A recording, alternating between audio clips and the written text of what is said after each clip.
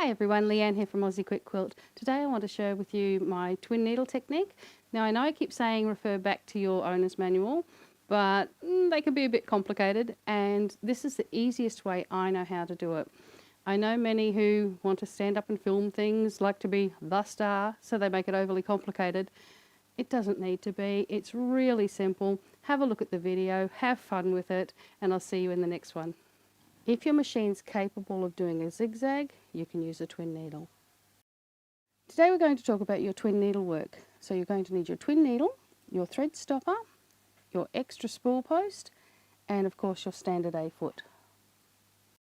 Have you ever noticed this magic little hole here? This is your extra spool. Pop that on. Now sometimes there are plates you can put on. I really don't need it because I've only got the little thread. So pop it on.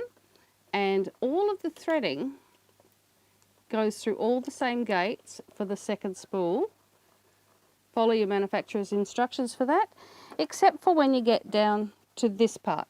So one goes through one side, and on the other side you have another little one.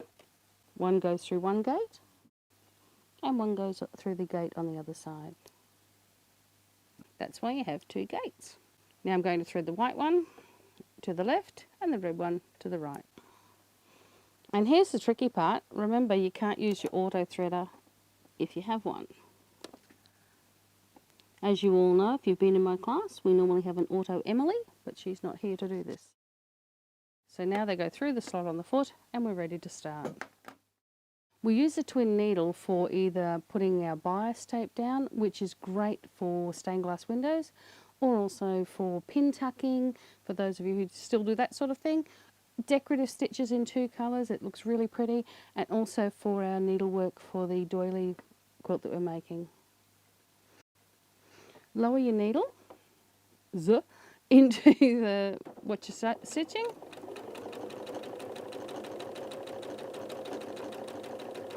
And simply start sewing. As you can see, I've used two different colours here.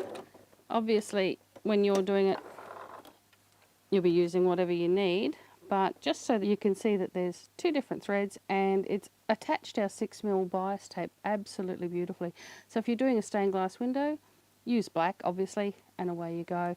The back of it, depending on your machine and also the tension, it will look slightly differently, but it should look a little like a zigzag.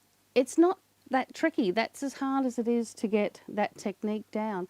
You might need to play, depending on your machine, you might need to play with your tensions, your needle foot pressure if you have one. Do it on something that's not important. Have a few practices, and once you've got it, you'll be using it all the time. So that was easy, wasn't it? Have fun with it, use it for all different things. Once you master it, you'll be using it for everything. It's really good to use the two different colours, and that way it makes a really pretty, you can do rickrack, you can do all sorts of things with that. Now don't forget, the one big tip, don't leave your needle down while you're trying to turn a corner. Do lift your foot, and then lower it back down again, and away you go again. Now for more great hints and tips, check out our website, www.aussiequickquilt.com. On our tips and freebies page, you'll find heaps of information on there, and I'll see you in the next video.